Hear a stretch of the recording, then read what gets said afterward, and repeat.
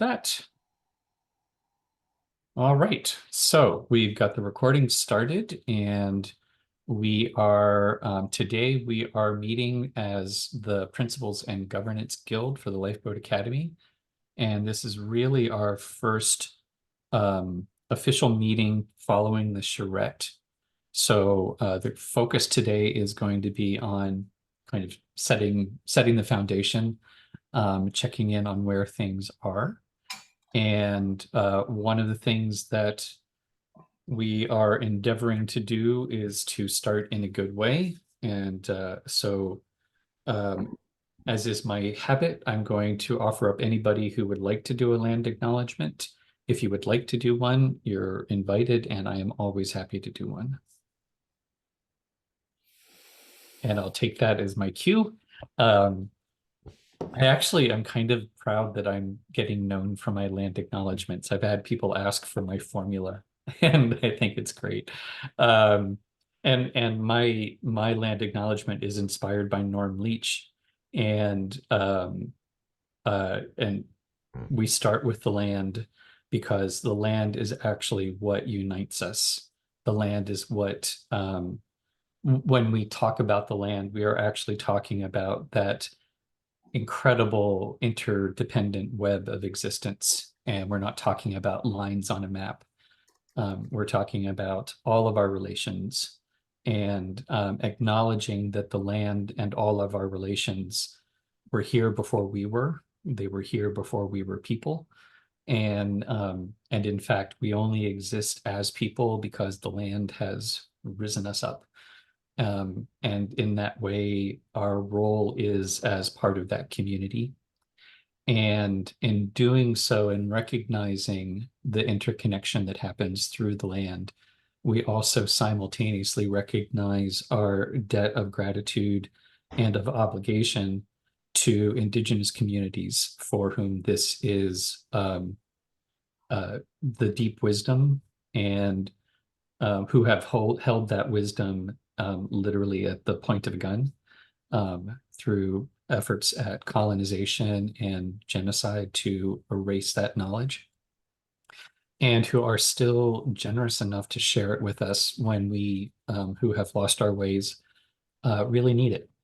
So by acknowledging the land and acknowledging the traditional keepers of the land and this wisdom, we are recognizing our responsibility to right wrongs that have occurred, and to try to be as best as possible in right relations with all of our relations. And so in particular, I acknowledge the Wasanic, who are the Coast Salish people on whose territory and traditional lands I find myself. And in acknowledging that, I aspire to be a good new immigrant to these lands, and to learn the ways, and to earn the respect of those traditional keepers and of the land itself. So with that, let's start with a bit of a check-in. We'll just go around and how's everyone doing today? I think the circle as I see it is April, Linda, me. And just a quick check-in. If anyone wants to throw in a check-in question, but I think we could just start with how are you doing right now? Over to you, April. I am doing well. It's been a week where I have been nubbled by ducks, but I'm coming to an understanding with the ducks and with my own response to them. So I'm pretty much fine. Thanks. Over to Linda.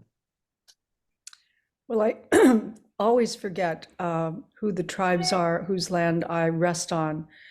So I took a quick peek while you were talking about the people that you respect and honor in your land.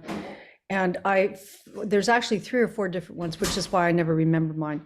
But I'm always now going to remember the Juananeros because I live very close to San Juan Capistrano. So Juananeros, they lived closest by. So I honor and respect the fact that somehow I landed here, and honor their beingness here. I'm doing fine. It's been a busy week. I'm helping my niece move through a kind of a difficult transition in her marriage, and that's been always interesting. And her brother is also going through some transition. So I find myself as the psychologist, therapist of my brother's 6 kids. It's kind of interesting. And what else? Just getting caught up since I've been traveling with my regular stuff that I'm doing and trying to integrate into what we're doing here with the Lifeboat Academy, trying to figure out what that's all about. So glad to be here. Back to Awesome. you. Yeah, I too have been actually no, I don't think I've been nubbled by ducks, but to this week did not go according to plan, which is one of our mottos here. Our two of our tried and true models are that took longer than I thought it would, and this did not go according to plan. And this was supposed to be like at the beginning of the week, I looked and I was like, oh, it's an open schedule. I'm going to be able to catch up on all of those to-do things that have been building up because I've been so busy with meetings. And then before I knew it, the week just filled up with meetings, and that's how it goes. And it's been good. The meetings have actually been quite good, and there's a lot of interesting things going on. And so no complaints, except that the world tends to be different than I imagine it is. And it turns out, it's my job to adapt, not the world's job to change to meet it. So anyhow, there we go. And so today, like I said, we're really going to try to figure out how we're going to ground what we need to do in the Principles and Governance Guild. And one of our standard practices here is that we co-create the agenda by going around and hearing from everybody about what's on your agenda. What is the highest and best use of this time from your perspective? There are a couple things that have landed on our agenda to start. The first is thinking about what do we need to do to onboard people and bring people up to speed. And the other is really to take the conversations that we've had coming out of the annual design charrette and figure out what that looks like in terms of concrete next steps and priorities. And so those are on the list.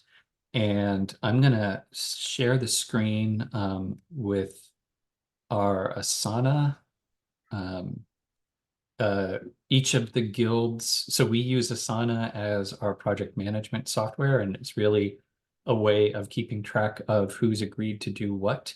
And one of the things we'll talk about later is onboarding people to Asana. But it is a landing place for tasks. And we also use it actively in our meetings as like our meeting. We create a task.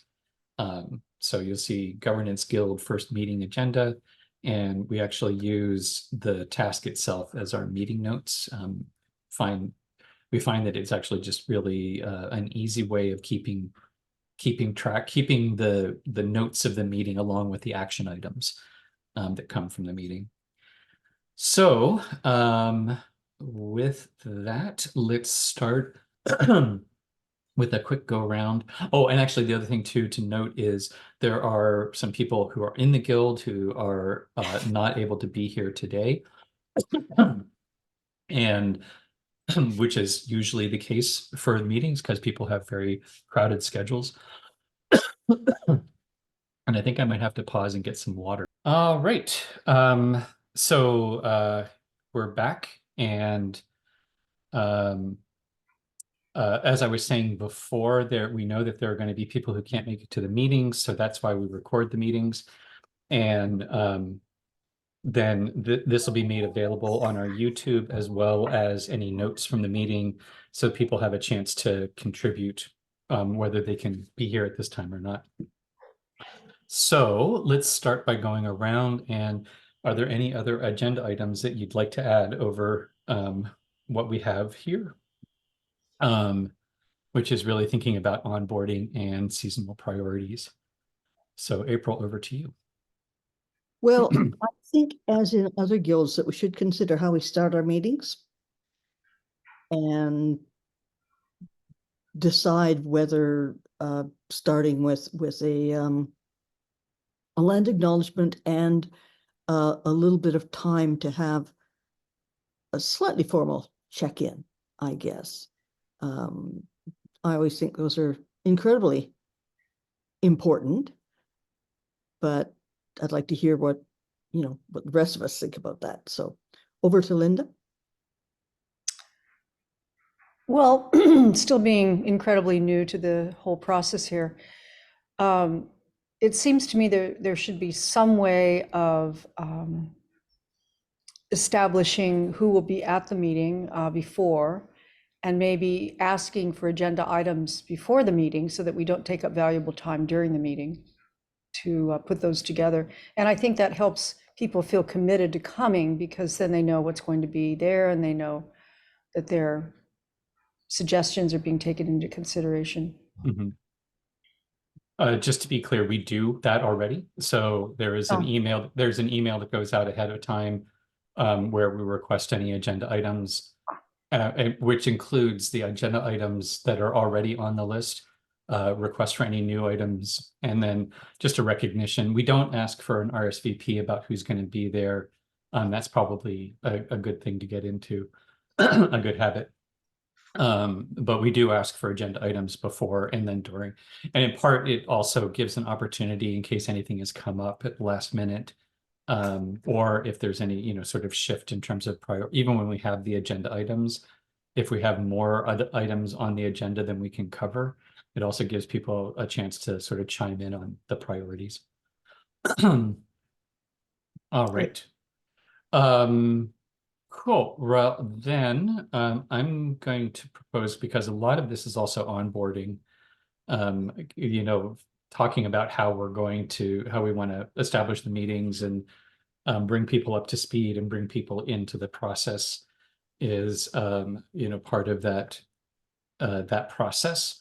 And I guess for context, I also wanted to note we've had several guild meetings already. And all of the guilds have been asked to think through how to onboard people into those guilds. And one of the things that has come up is that there's sort of some items that are general to all the guilds. And this is the guild that is responsible for general onboarding. So we kind of have already inherited a few things, and we've taken some actions already in that direction. Which include we have sent out a request for interest in and time availability for onboarding 3 different aspects of what we do. Slack is a communication channel as our walkie-talkie, Asana for task management, and Sociocracy 101. So the background, not necessarily how we work at the Lifeboat Academy, but the basics of sociocracy and a little bit of, so people understand how we've applied that to the work that we're doing. So that is ongoing, and we're looking for times over the next 2 weeks when people would be available and interested in coming to them. We're anticipating, I think for both us, we've been talking about dividing it up. Asana and Slack both are optional. No one has to use Asana or Slack. They are just tools that are available if people want to follow along sort of more closely. And I just want to double check that. Okay, yeah, we are recording. I usually see a little sign in the corner that lets me know that we're recording, but I guess when I'm screen sharing, that disappears. So I'm anticipating that we would offer them separately, one session on Slack, one session on Asana, and one, or maybe more than one, but and one session on Sociocracy basics. And right now we're just waiting to find when the time is available for folks. And I already have a Sociocracy 101 presentation that I've developed And I think just for this simplicity, it's based on the materials from Sociocracy 3.0. They have a really treasure trove of good reference materials and sort of presentation resources. So I'm just leaning into those Creative Commons materials, and we're just gonna, basically we'll see when the times are available for folks. And we'll do the same thing. We'll make it available at the best time for the most people. That gives people a chance to ask whatever questions they might have. We'll record the whole thing, and then that'll be posted to our YouTube and our help desk so that other people can bring themselves up to speed as when they have time. And we also have standing office hours now that people can book a time if they have any questions. So that would be the follow-up. So I am trying to I'm trying to think through on the fly here what the best way. We've got those three things that are already in the works. And so one question is for an onboarding of new to the Lifeboat Academy folk, what else might we want to provide or do? And then and I feel like there's a little bit of a chicken and an egg. Then there's also onboarding folks to this guild in particular. And what do we need to know? What do new people joining this guild need to know to be able to come up to speed? And that's actually inspiring me to go over our driver statement quickly, because this is also a key resource. I'm going to go to here. So using sociocracy as our framework, one of the things is the guild in our world, we call them guilds. In sociocracy in general, they're circles or domains or functional areas, and they receive their marching orders, if you want to say, from the collective, from the whole. So it's delegating influence and responsibility out to subcircles. And it's the driver statement that lays out those expectations so that there's a clear understanding between the whole and the circle. And so this is our driver statement.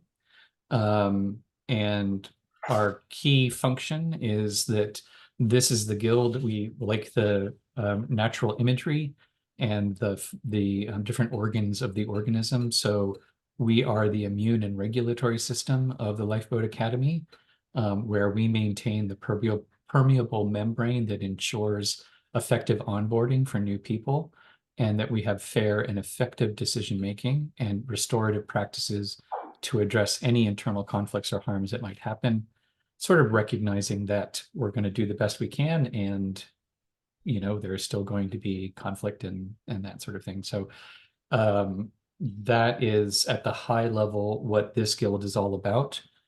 Our main responsibilities then are onboarding and making sure that there's alignment around the people that are coming in terms of values and practices, how we do decision making, how we implement sociocracy, and how we deal with any conflicts or harms that might happen. So conflict resolution and restorative practices.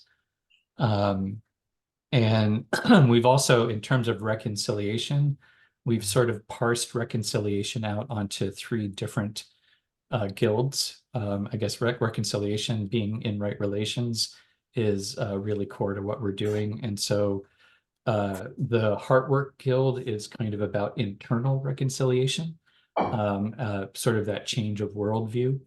And the Outreach and Network Guild is community-to-community reconciliation. So any relations we might have with the indigenous cultures local to wherever we happen to be.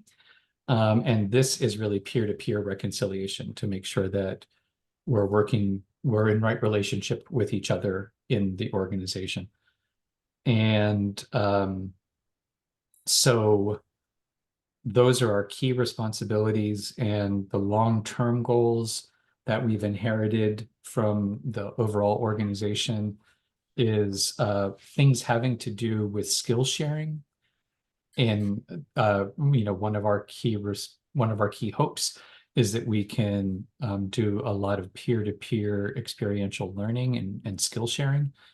And that's all done through badges, where each of the guilds maintains their own list of badges that people can then, which represent the skills necessary for that guild to be able to function properly.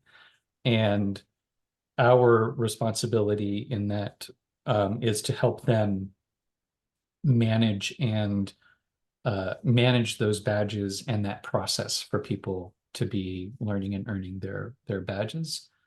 And then also having positive feedback from the visitors and the partners on the farm that we are in fact having effective decision making and a fair and effective way of working together. And then we also have some shared goals with outreach around, and actually probably with outreach and farm food and housing around visits to the farm. So that is the long-term areas that we are expected to do some, have some impact in. And in terms of short-term goals, you'll notice that there's a lot of X's and Y's in here, numbers to be determined.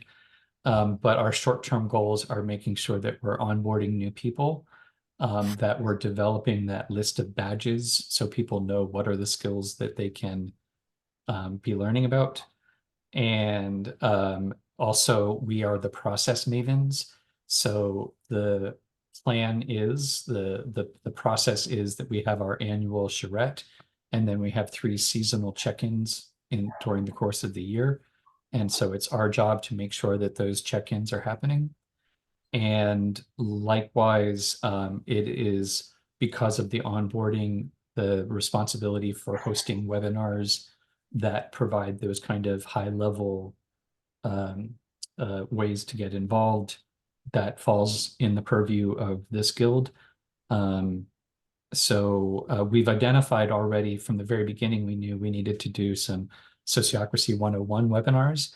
And we also think it's really key that everyone understands what we mean by experiments and how to run an experiment. And then the other ones are, again, coming back to this year, how many guest days are going to be on the farm, and starting to think through and develop the metrics and the indicators in a more specific, concrete way for some of these high-level goals. So I'm going to pause there, and let's just go once around. Do the responsibilities and the goals of the guild make sense? Are there any questions or elaborations necessary? April, over to you. Yeah, they make sense to me, but I'm sort of wanting to know at what point we get into a collective understanding of conflict resolution and restorative practices and other things that we've said are our responsibilities. So there is some agreement from this guild of what we do, when we do, and how we do it, I suppose. But that's more down to a little bit more gritty details, I suppose. Yeah, I think that's the priority. That's starting to set up the priorities and how do we get from here to there. Yeah. Okay, over to Linda. I guess I'm in the same place. I mean, I sound all great, but what are they? I haven't been around to hear what they are yet. So it sounds, I mean, it makes sense, but I'd like to get maybe more into them so I have a better understanding of what they are. Cool. Well, and that's what we're trying to do, is start high level and then work down to the nitty gritty. So we're moving in the right direction. So then what do we have to work with in order to move in those directions? So the dedicated resources that we have to work with, the physical one is the studio on the campus, which we're thinking of as kind of our education center and meeting center. We also are responsible for the Google Drive and the help desk. And so that is where those reference materials and resources, especially the help desk, is how do we help to organize the materials that people need to reference and access so that they can do what they need to do. We also are in charge of the Asana project management software. Again, in that spirit of helping to manage the follow through on when we make effective decisions, that the effective decisions are actually carried out. And then Slack, that could really be anybody's, but we have been gifted with the management of Slack in terms of communication, internal communications. We're also responsible for hosting office hours, the webinars, and because of the webinars, then the Zoom account is our baby, though other guilds obviously are using it. It's just sort of ours to manage. And as noted before, the planning process and the navigating tensions, which I think we've all experienced the navigation sessions, and there are two different forms of navigating tensions. One is the online version that we offer for folks, which is kind of a more generic one. And then there's also a problem-solving version of navigating tensions, which is part of, I would say, it is pre-conflict. It's conflict, not conflict resolution. It is conflict prophylactic. That provides an opportunity for proto-conflicts to get resolved before they become conflicts. And a process for being able to identify when a tension develops. And we also have interdependencies. We have a lot of interdependencies. One is Heart, Work, and Philosophy also has shared use of the studio. So that's just a sort of a local logistics issue. All of the work that we do around webinars, we partner with Outreach for promoting, and it's their job to get bums in seats. It's our job to get those bums educated. And so there's a shared responsibility there. And then coordinated with all of the guilds on, they develop the content for the badges, and we help to shape to make sure that follows a process that is coherent across the organization. And I would say it's also there's also coordination with the other guilds in the planning process itself, because each of the seasonal check-ins and the annual planning involves the guilds also doing their own reflection, and each guild is responsible for a little planning on their own that we then bring together to the whole. And so I think that seems fairly straightforward. Are there any questions about the resources or dependencies? It seems I'm seeing no question faces, so I'm going to move on. And then in terms of the actual action plan for 2024, what we came up with from the process through the design charrette is really supporting the onboarding and making sure that that there's relatively clear understanding as best as can be managed, and that we're getting people engaged and empowered in the collaborative decision-making process. And then this is actually sort of, I think, our first step in terms of our onboarding, is making sure that we're all looking at the process and materials that are already existing, so that everyone's up to speed on what already is in place, and then identifying ways to manage and measure and track the how we're implementing things. So at this point, it actually I'm wondering if it would be good to, I can see two choices right now, because we're looking at our action plan. We could start to think through what are our priorities moving forward? And I think that'll start to actually shape what onboarding looks like. Or we could start talking about onboarding, and that may actually shape our priorities. I can see valid arguments on both sides. So let's just go once around. What do you think the best way of proceeding is? Any thoughts for the good of the cause? April, over to you. I'd like to start talking about onboarding and just be clear, both generally and in particular for this guild, what the steps are, without having them really hugely defined or having to have an encyclopedic knowledge of each step, but knowing what. Over to Linda.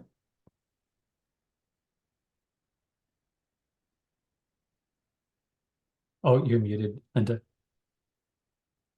Sorry, my partners do laundry, some background noise, so I'm trying to shelter us from that.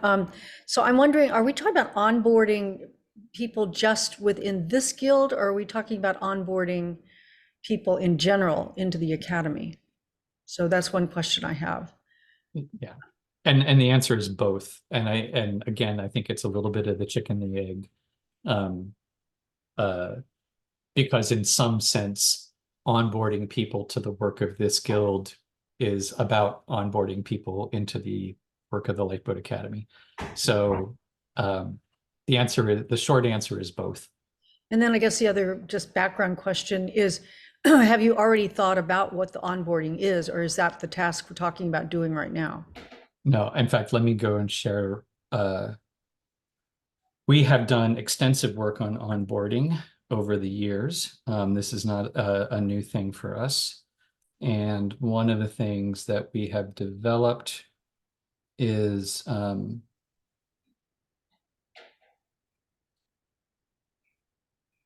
we have sorry, I'm just having to get screens open so that I can show you the right thing.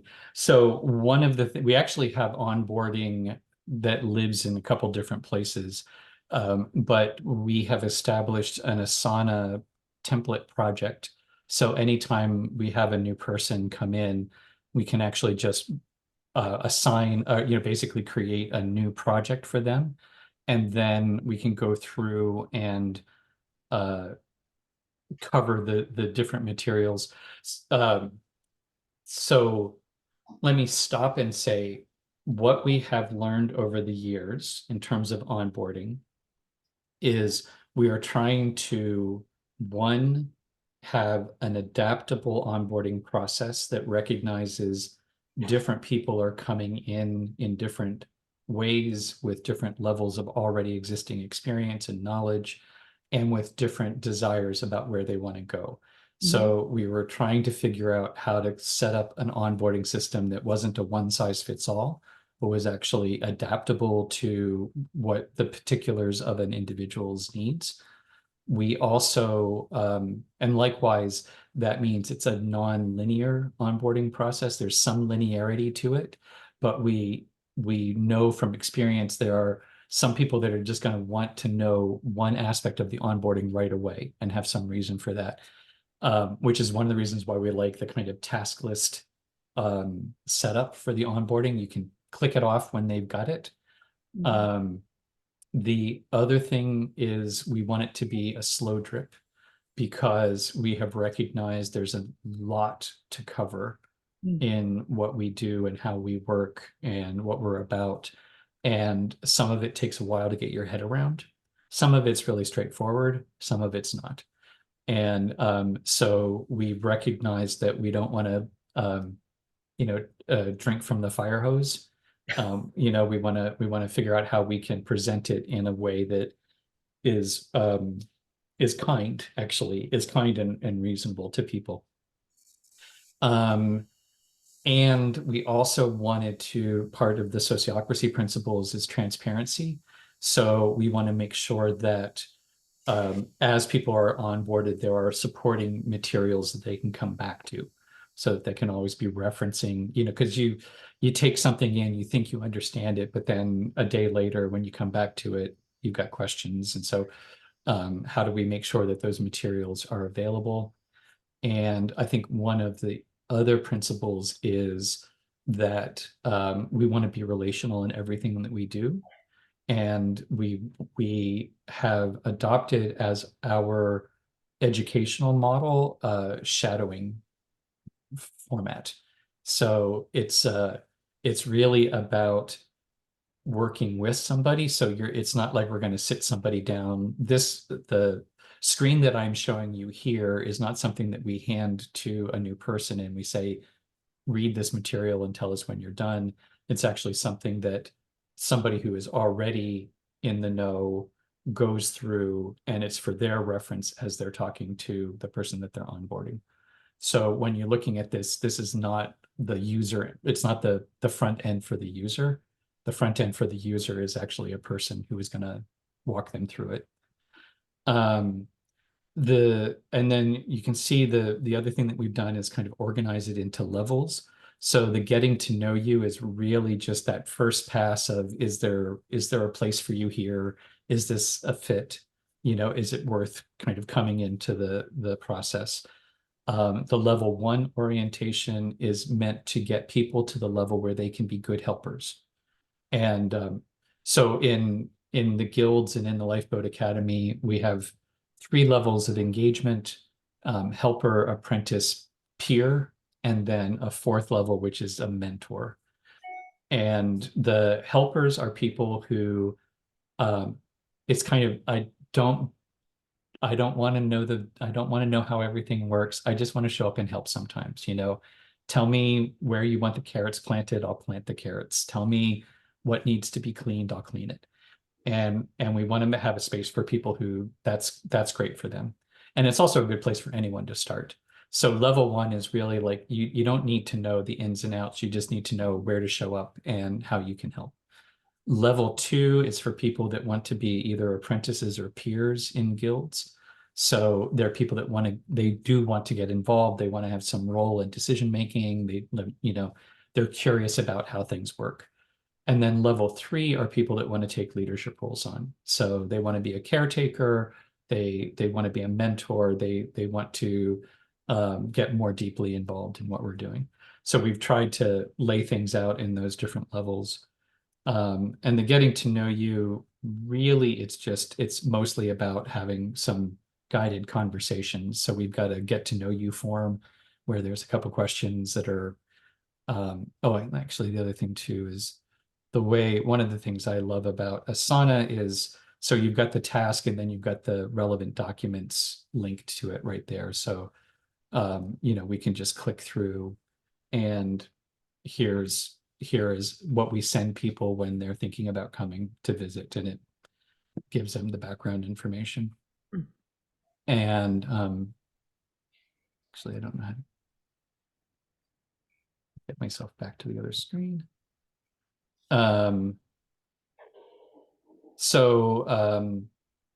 There is a couple questions, what are you interested in? Why are you interested in the Lifeboat Academy? What are you hoping to learn for yourself? And then we have a one-on-one conversation, and then we document what we've learned. And that's pretty much the get to know you stuff. The level 1 orientation is going over the high level driver and mission statement for why we exist. And this is actually something to think about. A lot of this is set up for people who specifically are coming to the farm. And one of the things that I think is on our to-do list is, what do people who are going to be virtual participants need? So for example, the ops wall and the how to huddle is really farm related. It's the ops wall is how we manage the day-to-day tasks on the farm. And the villager agreement likewise is like our house rules. So the item 2, 3, and 4 are really kind of context location specific. And then introducing the book of the farm is, again, what we've tried to do is have a manual have a one-stop shop where anything that we reference you can find through the Book of the Farm and the table of contents. So that the table of contents is sort of like an annotated bibliography of, you know, if you want to know something about how do we run a meeting, click here, and that takes you to the documents. And then we go over our digital onboarding. Level 1 is really just social media, how you can follow along.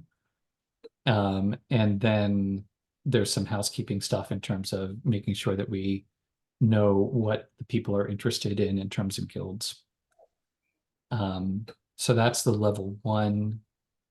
Level 2 is, again, this is really more how we work and getting people involved in the guilds. So we have how we navigate the Coles Notes version of how we work. And that goes over a little bit about sociocracy and how we implement it, how we do meetings, how we set priorities. And then the level 2 digital onboarding, it goes over using Slack and using Asana. So that's really what we're going to be doing soon with folks in a group way. And we invite people to complete a personal development plan, and which is not a requirement, but we're trying to get people to be more intentional about how they're working in the organization. And so that's level 2. Level 3 is basically guild orientation that we don't have for each of the guilds. We're waiting for that to be developed for the guilds. And then level 3 is, again, for the higher level people who want to take on leadership roles. So the nitty-gritty stuff is the Coles Notes version with all of and here's how you add a task into Asana, and here's how you structure the meeting, and here's how you deal with tensions. And then the caretaker agreement, again, is you know, self-explanatory. If you want to take a leadership role, this is what it means to be a caretaker. And then digital onboarding level 3 gets into the, you know, the brass tacks of using Asana. So that's what we have so far, as you know, that's what we've developed as our onboarding at this point. Which is I know it's it is what it is in terms of how much you can take in. So I'm going to just go once around then too to see questions, comments, additions. April, over to you. Well, obviously, there's some work to be done in the not going to the farm participants, of which I am one.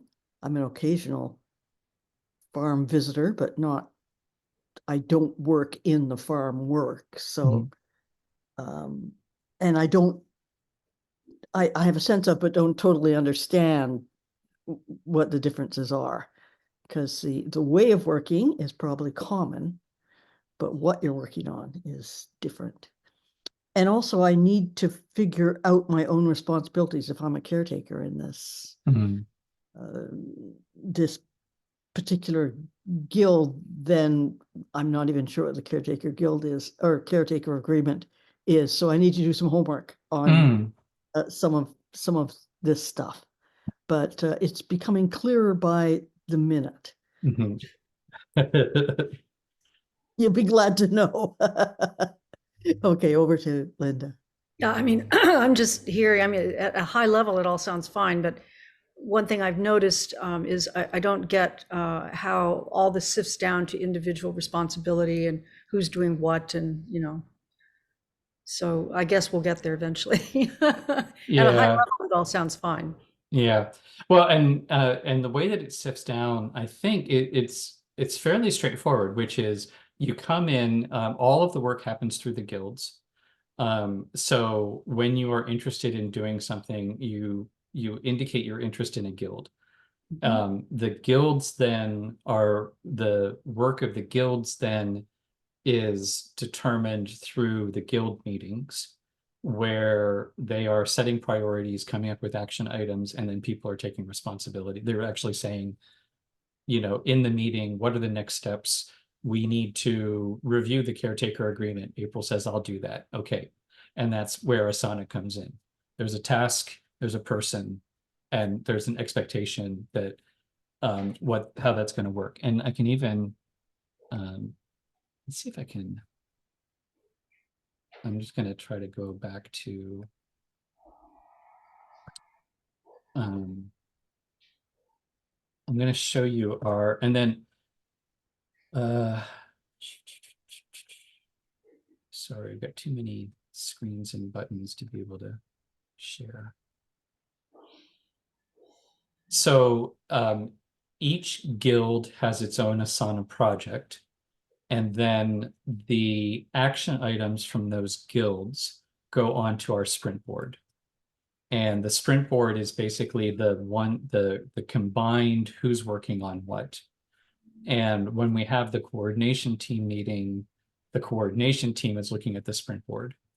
And so, yeah, I don't know if this makes sense to me. When people express an interest, that interest is channeled into one of the guilds.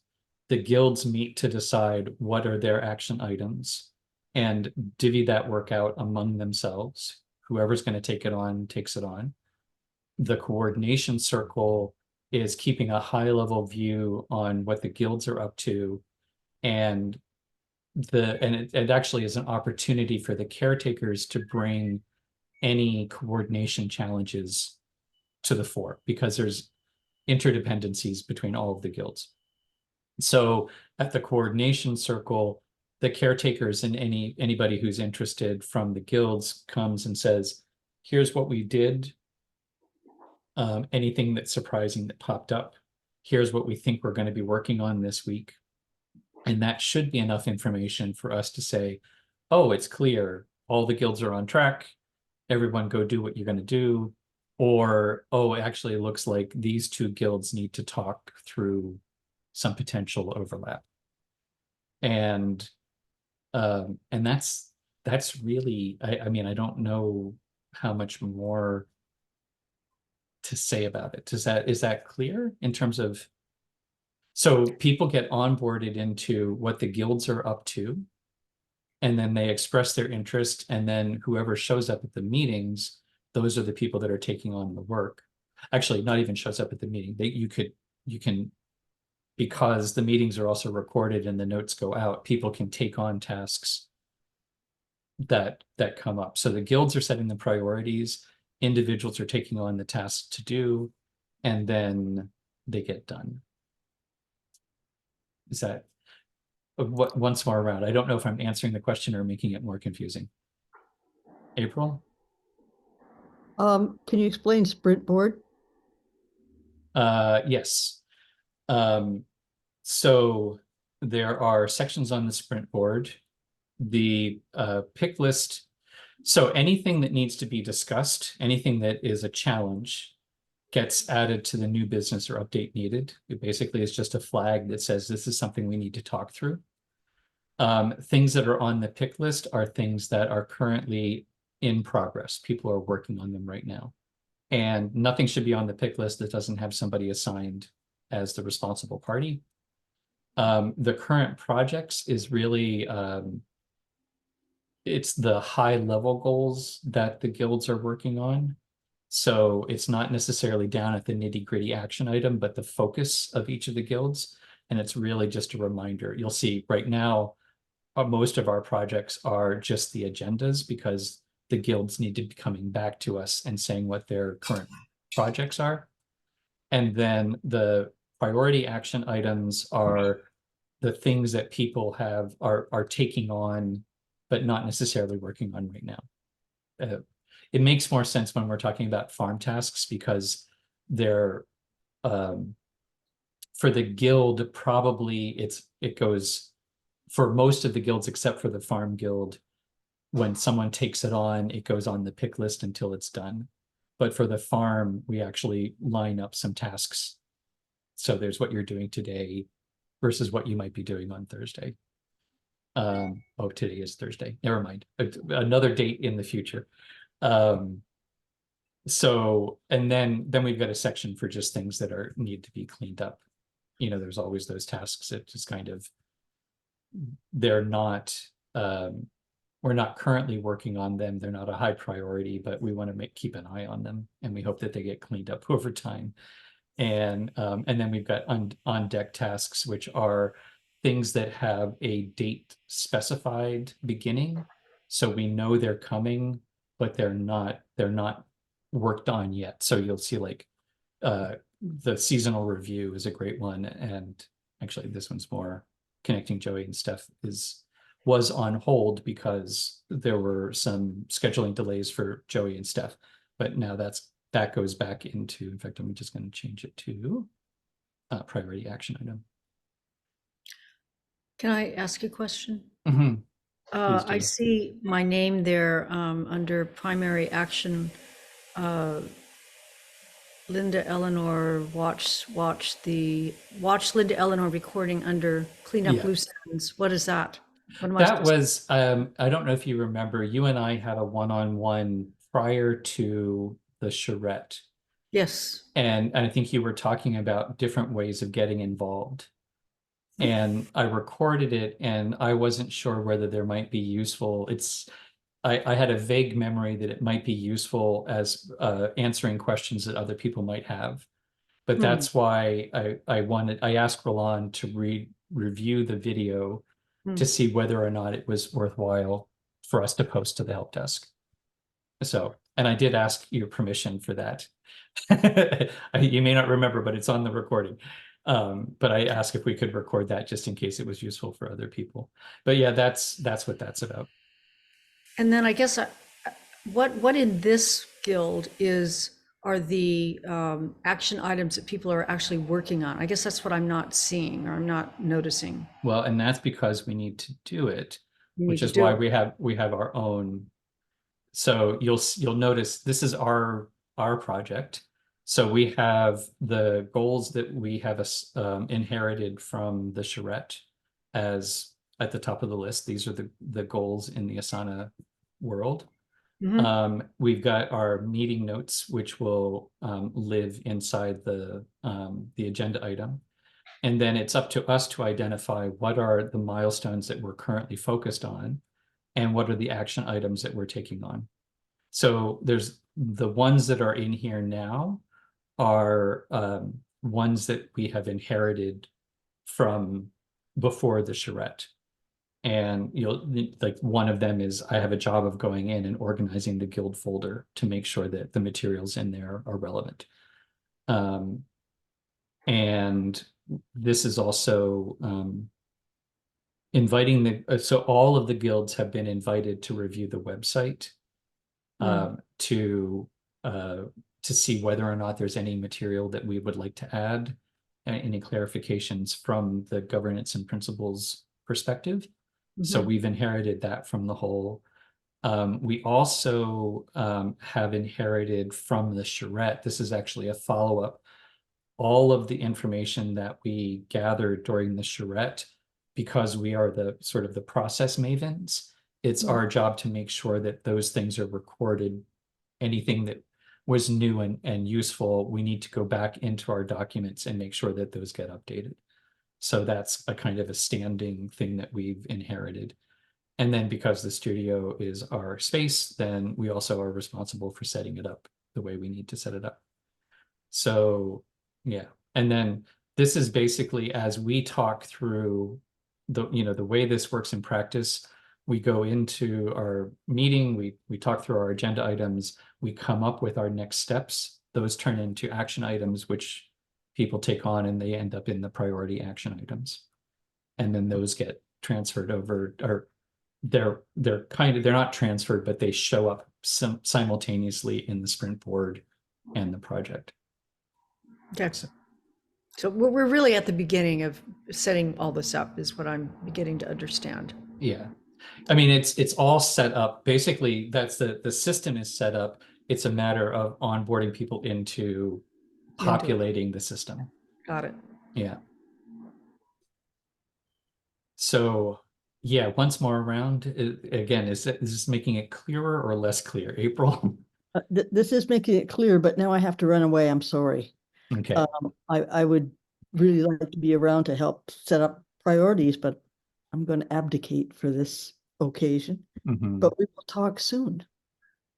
All right. Well, thanks for coming, and I'll see you tomorrow. Great.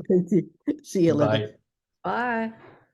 How long are our meetings just in general? I didn't know. They are an hour to an hour and a half, and we've scheduled this for an hour, and actually we've scheduled all the guild meetings for an hour, and most of them have gone more towards an hour and a half, and I think that's a finance and fundraising, which has been meeting more regularly. Those regular meetings tend to be an hour. So I think there's a little bit of, getting everyone up to speed is taking a little extra time, but then hopefully we'll get them back to an hour. So this, if I can just kind of talk freely, what I'm kind of getting is that this is really the first year you're, ready to just move out. I mean, you've been in planning mode for a long time, right? No, we've been in action mode for a long time. So none of this is new, and everything we've actually developed the system here on the farm with people. We're expanding the number of people who we're bringing into the system. And using that sociocracy, everything's an experiment model. It means it's always evolving. Yeah. There's always some changes in it. And one of the changes that's happening this year is we're leaning more heavily into the guilds. Before there was a small enough group where we did everything sort of collectively. We had the guilds. We always had the idea of the guilds, but we were all sort of sitting in the same room and making choices at the same time. So one of the sort of biggest changes this year is really launching the guilds as independent Yeah. and saying, go, here's your, take the keys and keep in touch. And so, but all of the systems, we have onboarded probably a dozen people using the onboarding materials that we have. We have been using the Asana, the meeting structure and the Asana way of working. We've been doing that for 2 years at least. And Have I ever been officially onboarded? no, That'd no, you haven't. be interesting to go through that. Well, and I think I think that may be one of our priority actions, is to figure out how do we want to, because we're always testing, right? So how it seems like a really great opportunity would be to take you through the onboarding process, and then you can be providing feedback on this worked, this didn't. Can we tweak that? So yeah, that actually might just be, do we want to set up a time and Well, are there other people who have gone through, say, the charrette that have not been onboarded like myself? yeah, there are. That's what I would suggest, is taking those people who are, wanting to make a difference in the academy, but really who have not been onboarded yet. Because coming into this, it almost feels like it's this very well put together structure, but it's very hard to find what's really happening and where one might want to land and help. Mhm. So Yeah. I think there is a need for an onboarding process, and that would also help us get to know each other maybe a little bit more. I'm still kind of lost in where you all are and how I might possibly help. So Yeah. Yeah. And I think that's definitely, I mean, this is one of the things that is a challenge for those of us who have been around for a while. yeah, because you've been doing this for a long time. Yeah. And it's really challenging to figure out the right words to use, or even, how do I want to say this? Sorry, this We're wash. okay. We're so immersed in it that, it's the water and the air. It's really hard for us to kind of figure out how to bring people in and how far to bring them in at a time. And we keep thinking we're making all of this completely explicit, and then everyone is still like scratching their head and looking at us, and we're like, okay, how else can I say this? So, but that's the value of actually real world testing it, like, so I think it'd be great. What I'm taking from this is a proposal. Let's see if we can pull together a willing group of folks who want to be onboarded, Yeah, and then give it a go and see if that makes sense. that would be great.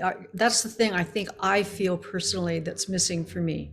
I don't have an overall concept of, I mean, I've been hanging out with you in the navigation sessions for years, but I haven't really understood, all of the things you've been doing and dreaming into. And I still don't totally understand the concept of how to, what you're trying to create together. Mhm. So that would be, that would be a great first step for me. Yeah, yep. And I think well, then there we go. We have our priority action item. That's easy. We're done. Okay, I like it.